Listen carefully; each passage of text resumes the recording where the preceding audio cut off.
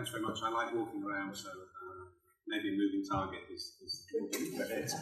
And I'd just like to say thank you very much for the opportunity. This is my first time, actually. I did do a talk just after I joined DEPA with Enterprise Ireland, because I'm quite passionate about business interrelationships and the supply chain, etc. It was on big data, so I'm not going to go there this evening. It's a pleasure to be here. This is actually stunning, isn't it? It's almost like European Union.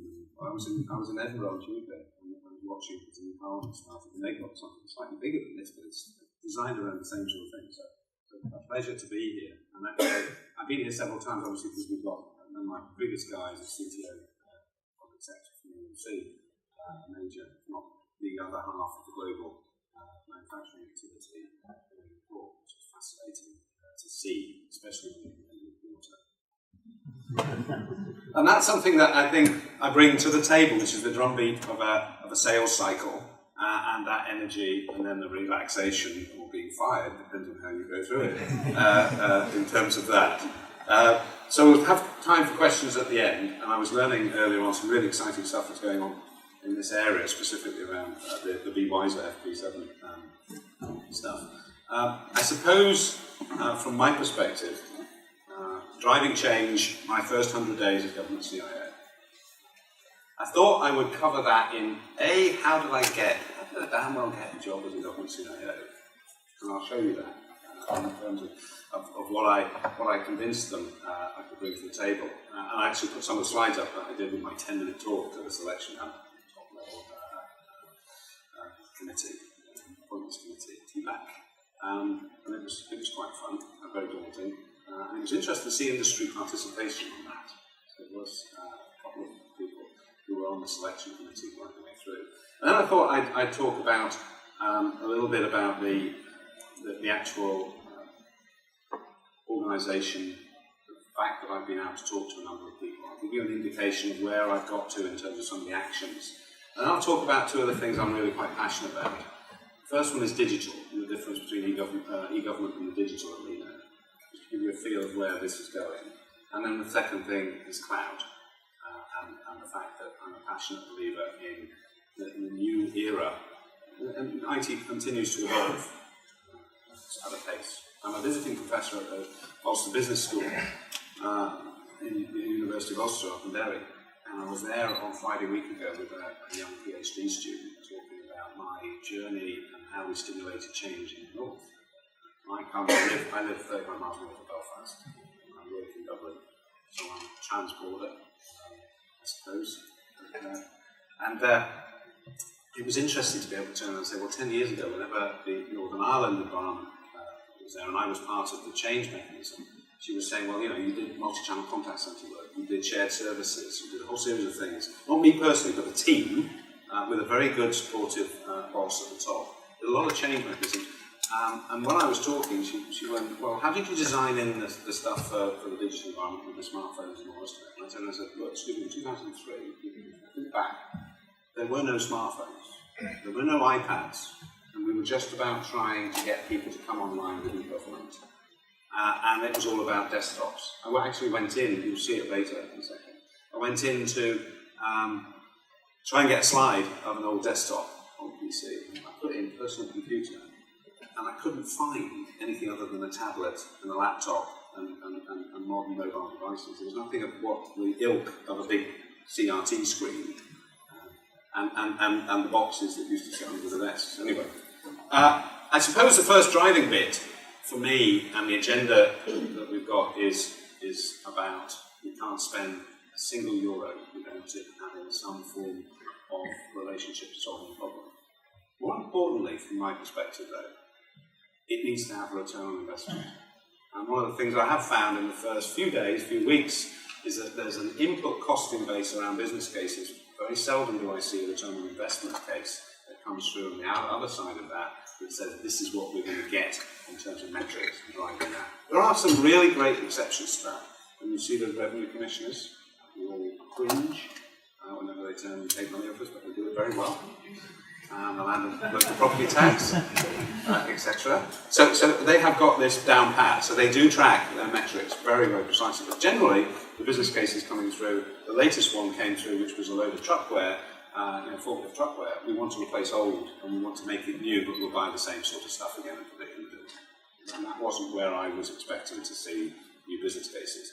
But we need to, and I want to stay away from cost cutting, because I don't believe that's going to go anywhere to fulfilling a change agenda and a performance agenda. But to consider IT and every euro we spend on IT as an investment, and to drive the fact that actually, unlike other areas, we should not be cutting IT. We should actually be seeing an increase in IT as we generate more automation and we get better business processes out the other end of it. So therefore, my whole mantra is about investing in the right things and using that word invest very, very wisely and strongly, determined so that's where we need to go. This is the first slide. I got 10 minutes to do my recruitment activity. You can go through a lot of questioning and then you have to give the 10-minute presentation. And this is what I saw when I did the research, the role to be. And it's quite straightforward. I'm not going through it in detail because I'll be here for 10 minutes telling you the job, etc. But alignment and consolidation, a new ICT strategy, that's about defining and directing what we're doing, about leading the CIO council. That's fun, I've had one of those. IT operations, I've got a small team of people dealing with 700 and growing by the week. We just had tranche 2 of the People Point HR shared service come online. That brought another bulk of people into the support mechanism that we've got a team of. And whether we should be doing it or not is a question I'm going. I looked around and I said, should we be doing IT operations? Should we actually not just move that to someone who's bigger and better? And I asked the question, well, tell me how much it costs to serve, and I'll make the decision which one I move my team to. And I couldn't get an answer. And I went, okay, fine, maybe we won't do it just yet. And then cloud computing strategy, really quite strong in that scaling pace. Doing a lot of work in my first 100 days, well, it's not my first 100 days, I'll get to that later, but the first few days and weeks, on cloud computing and how do you put the action plan in place, because we've got the strategy, it is, but actually it's a piece of documentation unless you act on it. So that's about getting some traction going on cloud computing. E-government strategy, I've been pushing this view that we need to morph the e-government strategy into digital. We'll see that later on. And that's about delivering and then growing the capability. I don't feel a ICT capability across government. I think it's all in pockets. So that's some of the things that I push. And then about sharing best practice, but sharing capability. Is really strong on my agenda. And this was a diagram I used as a straightforward thing, and I pulled the prepare bit for a month before. And I'm there about between 2 and 3 at the moment. And that's all about measuring and acting and planning and reviewing and challenging. And I do challenge all the time. I will not let one thing pass my desk without saying why. And I expect people to come back and turn around and say, this is why. And I'll fold if there's a good case. But I'm a terrier whenever there isn't a good case. I suppose building a high-performance team is the first thing on my agenda, and I've been looking at that and trying to rearrange the groupings and the structure within my own team, and building a high-performance network of people as well that I've been interacting with, agreeing expectations and objectives with Robert, who's the Secretary General. Was clearly one of the first things I had to do, and understanding the stakeholder issues. I actually got told off by one of my staff for not coming to talk to them within the first 2 weeks in a big and strong way. I spent the first 2 weeks of my time actually out with customers, and our customers, my customers, stakeholders, whatever you want to call them, not citizens, but customers and stakeholders, other government departments who feed off the strategies and the stuff that we're pushing out from the centre. So I went out to all the major ones I could get time to get to talk to them and spend time understanding and listening. And they came back to me really strongly that said the organisation I was in charge of and had taken over, which was the Centre for Management and Organisational Development, which really doesn't say what it does on the tin, was the whole was less than the sum of the parts. It just wasn't fulfilling the function. So I went through that process, challenged the status quo with those suppliers and the CIOs, and I want to talk about developing a platform delivery, which is the IS strategy, and then delivering early wins. I also am quite keen on simplifying the approach to management information, if there is any management information. In some instances there's a lot, in other ones it's in bits and bobs all over the place. I must admit that when I talk to the CIO Council, and I'm a fond follower of a guy who was the federal government CIO, like in New Hampshire, called Vivek Kundra in the US, who came in just about the same time as I arrived in the Cabinet Office. And he started the federal government ICT dashboard and actually shone lights onto all the projects. So whenever I suggested this in Dublin, the first reaction was, well, you answer all the PQs. That was it wasn't a case of let's move this forward by doing it, it was a case of will you answer the PQs that are likely to come through.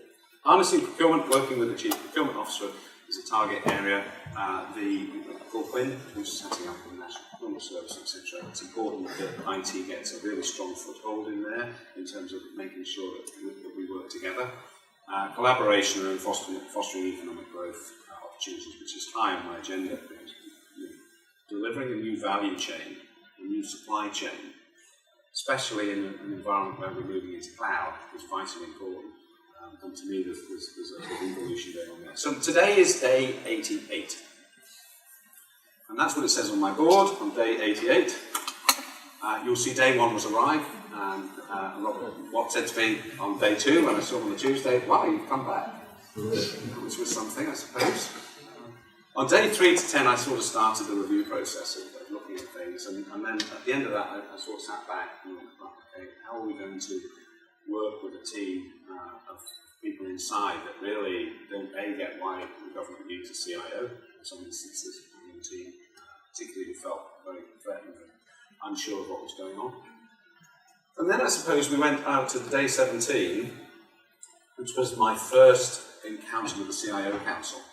So we prepared for that, and I had already drafted a few of the agenda items in terms of this is where I want to go. And it was actually a very positive experience. We got a few really good agreements out of it. First one is, yes, they do agree we should develop an ICT strategy. That's really quite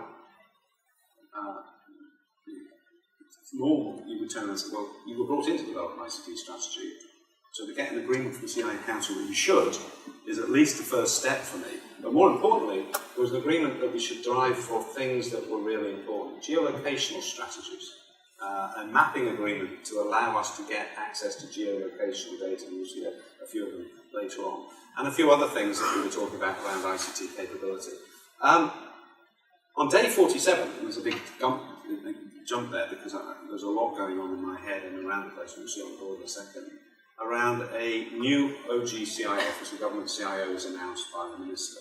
And it was, I wanted to make sure that before recess, which was on the Thursday before recess, that we made sure that it was embedded so that I had time over the summer period to start thinking around and talking to the team internally, not leaving it for effectively another 6 or 8 weeks until we came back. And Minister Howland agreed to do that, announced it, and we set out. And on the day after, I put in the budget requirement for estimates and a headcount workforce plan requirement.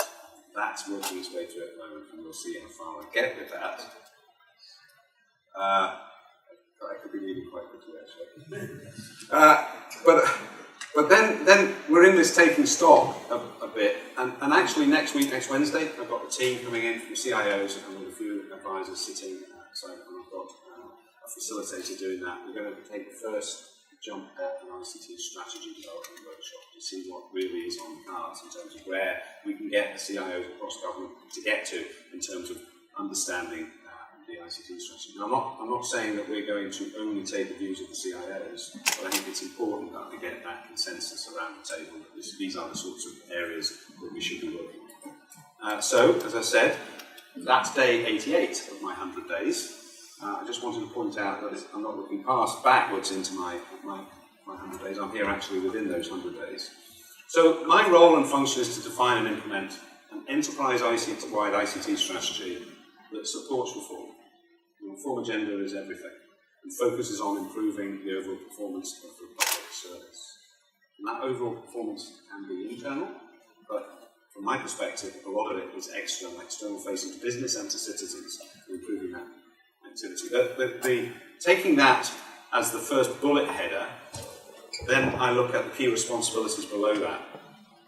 And my view on that is quite clear. That it's delivering a step change in citizen experience. I could put in citizen and business experience, and I will do that after this presentation. I'll just put that in there. Experience of public services through digital first. And we'll talk a little bit about this in a minute. Developing government as a platform. Government as a platform is a Tim O'Reilly term in the US, for those of you who follow his writing. And it's not necessarily fully aligned with that, because I think it goes into a much more expansive open government type of feel and look. And we're moving towards that, but let's bite off this elephant in digestible chunks. I'm looking at it build once and use many platforms, so networks, cyber, cloud, authentication, registration engines, etc. And then a metrics approach to performance, which is dashboard driven. So behind that is the good strategies, policies, etc. When I talked to the people I met in the first 2 weeks, there was quite an interesting set of feedbacks. They did focus. There was quite a good focus on where do we go next. We're almost behind the drag curve and the lag curve in terms of digital. That it takes us a long time in public sector and government to do things necessarily in many instances, and therefore what we design coming out the other end of it can be, if you're not careful, 5 years behind where people's expectations are now. So focusing on digital delivery speeds that process up, because we need to be designing for digital. Information management culture is a clear one that came through about what's happening about data models, data sharing, and the bill on data sharing, we're pushing a memo through government next week on data sharing, linking, and governance that goes into that. And that, I think, will be a turning point around how we can get properly connected government in terms of single views, etc. The open data agenda, dashboards and metrics, which I pushed and they pushed back and I pushed back again. Future ICT strategy, people, geospatial, a sourcing strategy, which we're working on. Workplace transformation was low on their agenda, but I think when you look at it, there are 4 P's. I look at it from 4 P's. People, processes, products, which is technology, and more importantly, premises. I've been in several premises. I went one in this morning, and it had energy. I haven't worked in a closed cellular office space from, I think, 1999 was the last time I actually had an office. And I've worked in open plan, and there's an energy and vibrancy. And I walk into Lansdowne House on the 7th floor, and you walk down the corridor of cellular offices. I have a big one at the end. I'm really, really, really lonely in it. And I'm not there often, but therefore it's a waste of government money having the floor space for me sitting at the other end of that. It's got a fantastic view though. Dublin should be there more often. But it's about workplace modernisation and transformation, about having mobile business lounges when we're out and about. How do we consume and use and move data and work in a different place? That's not for everybody, and I'm not suggesting that the whole groups of people doing large corporate structures out of revenue or Department of Social Protection or Agriculture, etc., are necessarily going to be out and about all over the place, but it would be useful to have some form of strategy around how you want to enable a mobile workforce that's aligned with cloud and 3G, 4G, etc. It's based on metrics, and there's at the bottom there I put a little one in. It's focused on the I within the Office of Government CIO. The whole thing around CIOs, there's no IT in CIO, but it is about information being driven and consuming and using modern technology. So I think for the first 6 months or so, I'm driving a series of things that turn around and say, how do we get together the information environment that allows us to support that reform? I don't apologise for this slide, it just brings it back to you. There's 3 things on my mind at the moment. Digital first activity, a platform activity, and a good ICT strategy underpinned by metrics. This is what my board looked like after I went through the process of thinking around that. And on the left-hand side, there's an ICT strategy, and then there's an enterprise infrastructure, which is about platforms and technology, and then there's on the sort of two-thirds of the way across is the web and the digital stuff. Quite small, isn't it? It doesn't look like it. There's a lot of change that needs to go on around that. We need a mandate to do it.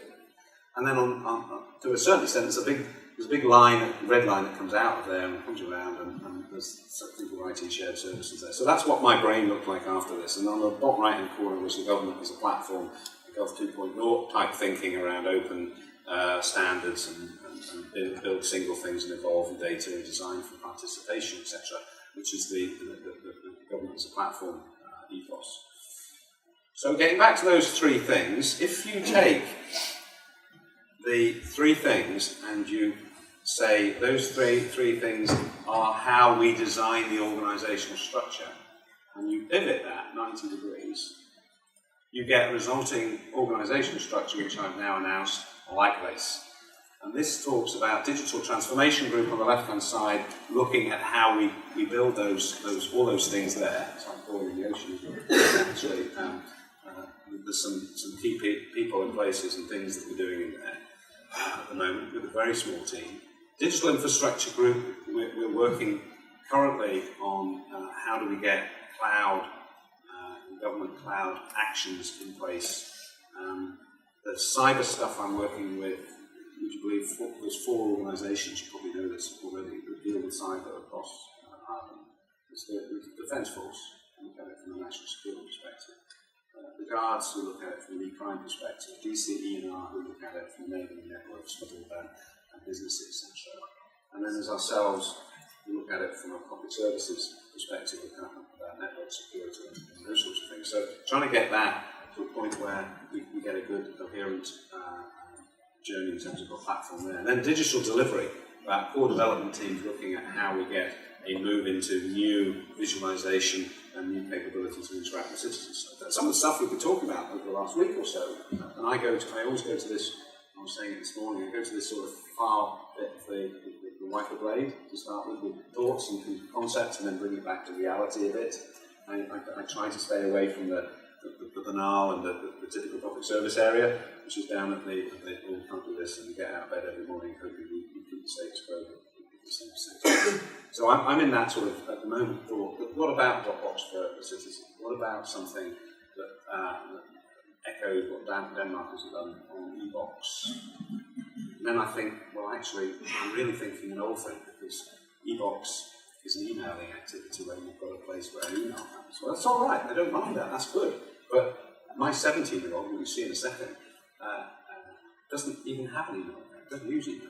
He uses Facebook and chat and his Xbox to communicate, not an email account. So by the time we've delivered this, he's going to be in the mainstream workforce, and we're going to ask him to go back and find an email account and give us that to interact with. So let's think about how, conceptually, we might deal with digital in terms of not just e-government, but digital. So, what's the difference between this e-government thing and the digital one that I keep going on about? And where does cloud fit into that architecture in my mind? Well, let's do that first. The e-government strategy, which we currently have, and it's not that old, and is generated through a number of phases, has a feel of it, to a certain extent, that is rather 2000s-ish, the noughties. And actually, what we're looking at now is a generation coming through which is much more digitally enabled. Now, I've gone to the other side of the wiper blade here, we're not all there, there are them. How many people have smart TVs now? How many young people coming through are literally always looking to do things like that, to get access to things? And that, well, the latest tablets coming through, touch sensitive, etc. So we're not that far away from that type of environment. And the 5 key principles that underpin e-government, which I don't expect you to read, you can see this later on in the slide pack, I'm sure it will be disseminated. They're very good, they're solid principles. We just haven't taken in, I think, what we need to do in terms of moving to a new service activity. So they are a bit of a jigsaw puzzle, locked together in a weird sort of a way, with no real picture on it of how we and where we want to get to as a state or a nation. And And I want to be able to fix that and make it more modern with digital and turn and say, where do we want to be in 3 to 5 years if we do this investment that we're now starting to do properly? And the 4 key factors that I identify in my brain, small as it might be, is my son, who's an Xboxer. Now, he's not a technocrat. He doesn't hate it, he just uses technology. It's like, as I've heard before, it's like saying to, he said that, I've heard it before as well, you wouldn't come and ask people how to use a fridge, would you? So why do you come and ask me how to use IT and stuff like that? So he goes into his bedroom, and I walk in one evening, which is it's a dangerous thing to do, actually, from a health perspective. It's in that sort of period. He's just going on to college, so it's even worse now, because he doesn't have a school uniform he has to get in and out of. He's in his stuff all the time. So he pauses his TV from his smartphone, which isn't an iPhone, it's actually an Xperia. And I went, how do you do that? How did you do that? And he said, oh, well, I've got an Xbox, and I'm bringing YouTube down on it, and I've now got my Xperia smartphone plugged into my Xbox, wirelessly plugged into my Xbox off the wireless network, and you just go onto YouTube, find out how to do it, and I did it. And now he controls, it's awful, he doesn't even have to get out of bed now to do anything. He can do everything from a smartphone with his TV. That's one place to be. So he is the sort of customer we're going to have to build for the next 5, 10, 20 years or so. And if we build backwards, and this is where we come into why aren't we following some form of European, the Nordic countries are working quite well in terms of some of the stuff they're doing. There's a project in Norway I was listening to this morning around Altin. There's some stuff going on in Denmark. There's some stuff going on with the US. And there's MyDex in the UK, there's a whole series of ones. So how are we going to build around that? The second one is what's the content that's going to be transmitted and how are we looking at content? And this is a Cisco slide, courtesy of Cisco. And you'll see that, talking to John Chambers when I was in London, the name dropper I am from Cisco, a few years ago now. And he was saying that Cisco's view was video is the next voice. That's what they're projecting at the moment. By 2015, 66% of the overall internet traffic is going to be video. I'm not going to say which type of video, but it's going to be video, right? So are we addressing a content environment across our networks? And one of the questions we were having is what size of network do we have that spans Ireland? And I'm going, right, okay. When I drive up and down that road this afternoon, quite fast, from Dublin down to Cork, I don't go and turn around and say, what's the thickness of the asphalt on the road? I just drive on that. So whenever we're looking at, I want to get there, I want to be able to turn around and say, we have a network, a government network across Ireland that actually just makes access ubiquitous for the stuff we need to transmit across the top of it. And we don't have to now, are we there? No. Do we need to get there? Yes. The third thing is actually the device technology needs to be device agnostic, but it does have to be mobile, it does have to be able to consume video. And our workers need to be in a position where the stuff that they're pulling in from a management perspective, from an information perspective, from databases, from the capability to log or report, etc., following the same thing. And then, of course, this thing called Internet of Things, which is growing. We saw the Samsung launch last night, phone. I used to work for Harlan Wolf as the IT director at Belfast, and Fred Olsen Energy, and Fred Olsen himself, owned Timex, way back in the early 2000s, 1990s actually, mid-1990s, late 1990s. Timex were looking at that sort of thing around the ships so that he could track through RFID tags, give all the people coming on board the ship phone, and they Timex phone. I'm not supporting brand by that. And you walk around the ship with this, and you could use it for going to the casino, you could use it. So that was the sort of thought process that was going through. Now we've gone to the next situation, which is connecting it on the wrist to everything, so you can look at the stuff that's going on. Biomedicine.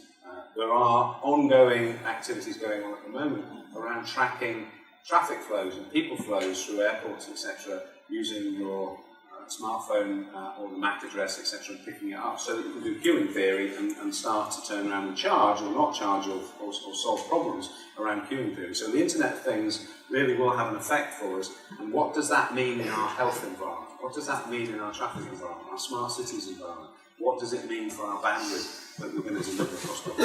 Those are the sorts of things I've been thinking across over the last 88 days. 86 days. 88 days. Cloud computing. These are some of the thoughts, processes that I've been stimulating internally in the organisation. We need a cloud framework. I don't know what that is. Not necessarily in favour of following the UK one, or even though I was there early on in its gestation. I'll tell you now that in 2009, when I joined the Cabinet Office, we were thinking about the G-Cloud being much more of an apps store. If you go back and look at the historical activity, we were talking about getting access to applications and services, not just a buying catalogue. And it seemed to have moved over 3 years to a buying catalogue being the sole output of that. So I'm quite interested in a cloud framework, which is services, and what services do the consumer need.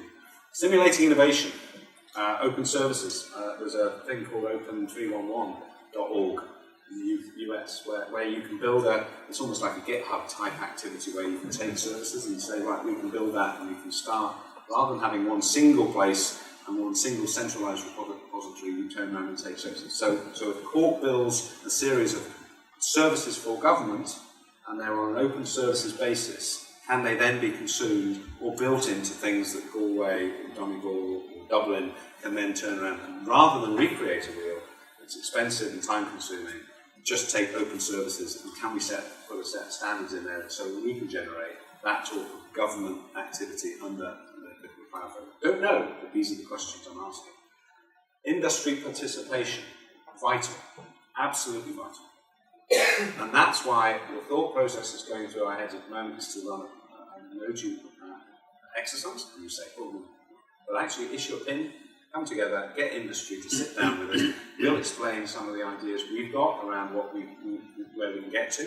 Let's go and then issue a very quick RFP. Let's put together a catalogue of services. See who can come in and do, this clustering activity that I was talking about earlier on. Where's the opportunity there for Cork if you've developed a good cluster relationship to come in there and say, we can give you brokering as a service in that cluster. We can do that. Just think about where you can add value in that sort of relationship. Security concerns. A lot of it is smoke being blown up certain places. Because when you come to public cloud service, we work mainly system high here. System high is data sensitive. But when you want to introduce a cloud service, that system high approach tends to mean you build internally and on-premise.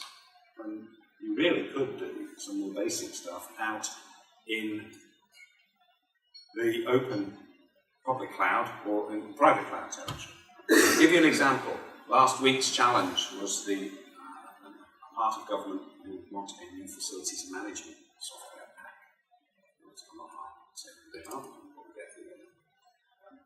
And they said, no, we want to build that, we just want to recreate it and buy a new. And I said, well, where's the cloud consideration? Where are you putting in your RFP a cloud requirement? So it's cloud first, remember? And they went, ooh, there are certain parts of our building infrastructure in places like that, like guard stations and stuff like that, where we wouldn't want to release that information because it is insecure. And I said, what about cars and people with cameras? What about being able to wander around? Oh, you can go to Google guard station, front door, and see what comes up, because it's all there. And you're electricians. When you do electrical services and you go out to contract, what do you do with your plans?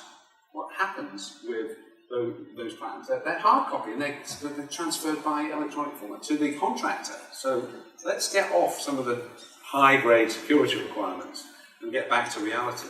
There are places where security concerns matter, so I'm not knocking those at all. There are places where you do not want things you do not want to put necessarily out on people in the cloud. But security concerns can be a blocker used to stop progress. Data residency is important. How do you make sure that the data residency rules are compliant with? And that comes under data management and good data management principles and policies.